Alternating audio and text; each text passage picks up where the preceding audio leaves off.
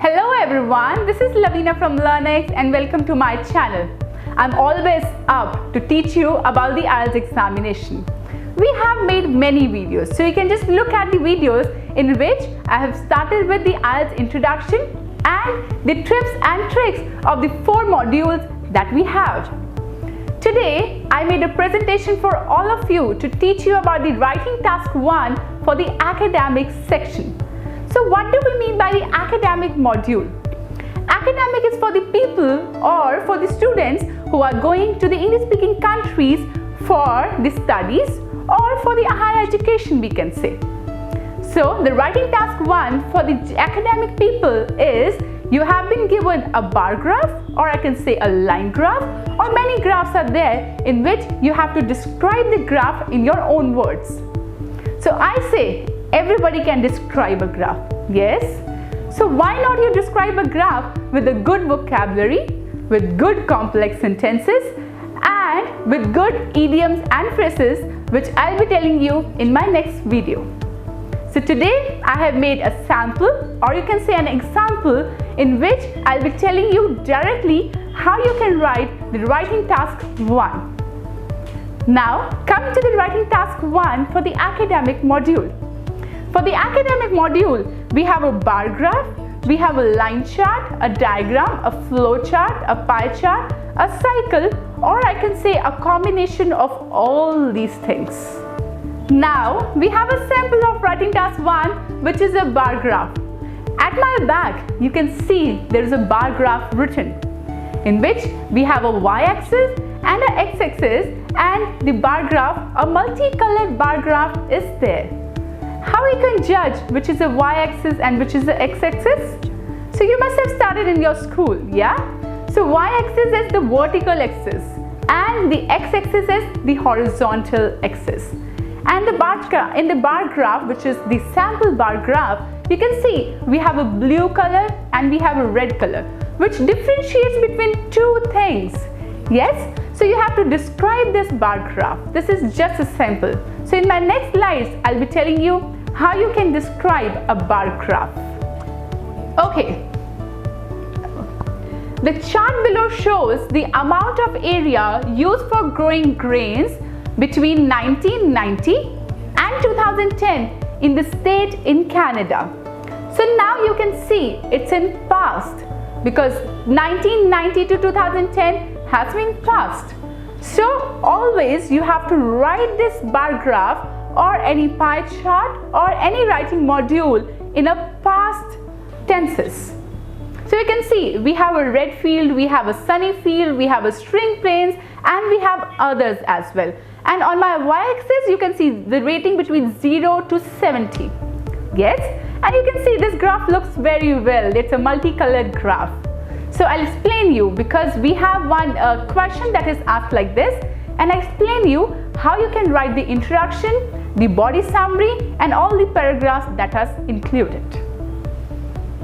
Now telling you about the format of how you can write the writing task 1. The writing task 1, first you have to write the introduction, which is necessary in everything. The introduction, I'll tell you how to write the introduction in a very easy way. Because the question that is asked, you just have to summarize that question in your own wordings with good vocabulary and complex sentences. I'm emphasizing more on vocabulary and complex sentences because they see that much. Coming to the paragraph 1. So paragraph 1 is a summary in which you can compare between the line graph, between the bar chart. So you can just compare the things that are there. Then you have to write the conclusion. So conclusion is one thing which I want to tell everybody of you. In conclusion, you can make it a very easy way. You can write the maximum and you can write the minimum.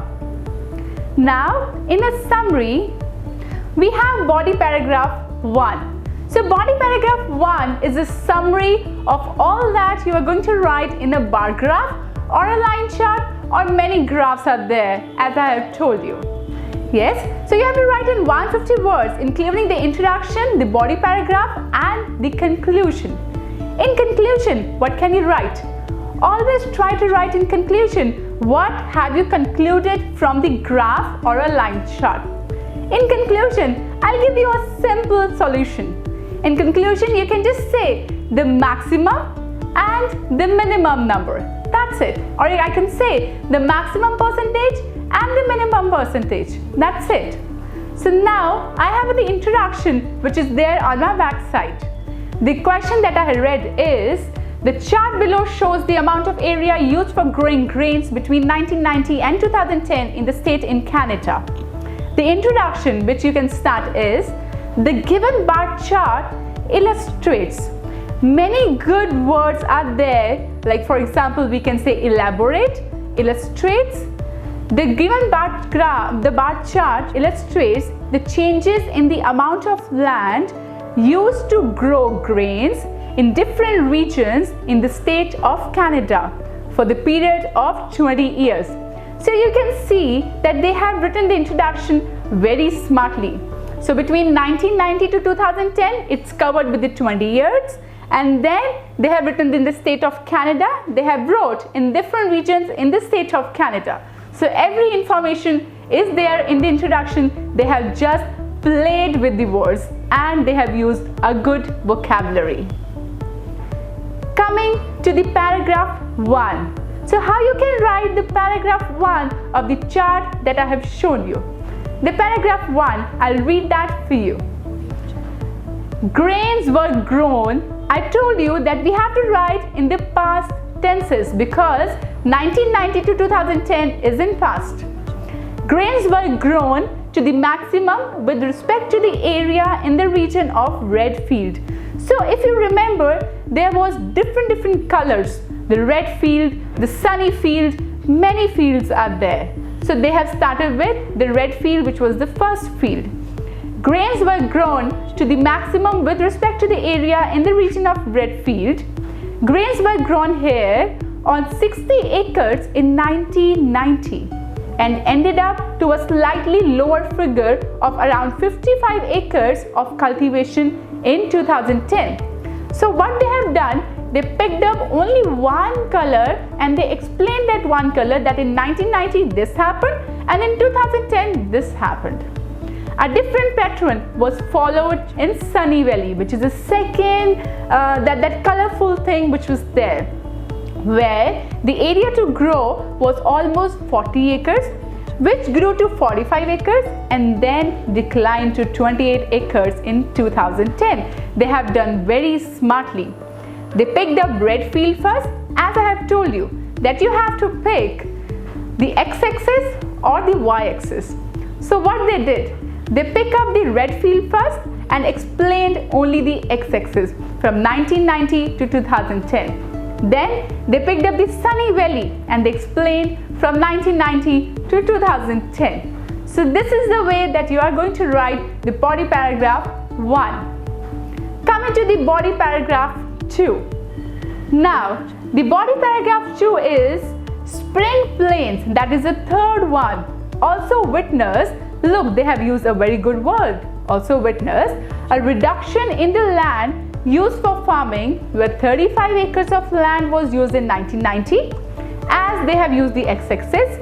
However, it reduced to 22 acres in 2010. Lastly, other acres means the fourth one were also used less compared to what they were in 2010. So they played with the words, and the 150 words can be completed like this because they picked up only the x-axis and used that in a past tense and used good words. Now coming to the conclusion. Of course, as I have told you, you have to write the conclusion in which you can write the maximum and the minimum. That is more than enough. Coming to the conclusion part. Okay, the conclusion or the overview, I can say, finally it is clearly depicted in the graph that the area utilized to grow grains reduced substantially. Okay, if you want to write this, or you can say, overall, it is crystal clear from the graph that the maximum utilization of area for cultivation is in 2000 of red field and minimum is in other fields. So this, I can say, is a very simple conclusion. Maximum and minimum. So if you follow this pattern, I'm pretty sure you can score good marks in your IELTS examination writing task 1.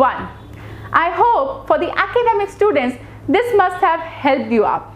And in my next video, I'll be telling you about the writing task 2, the idioms and phrases, and many more to come. So this is Laveena from Learnex signing off.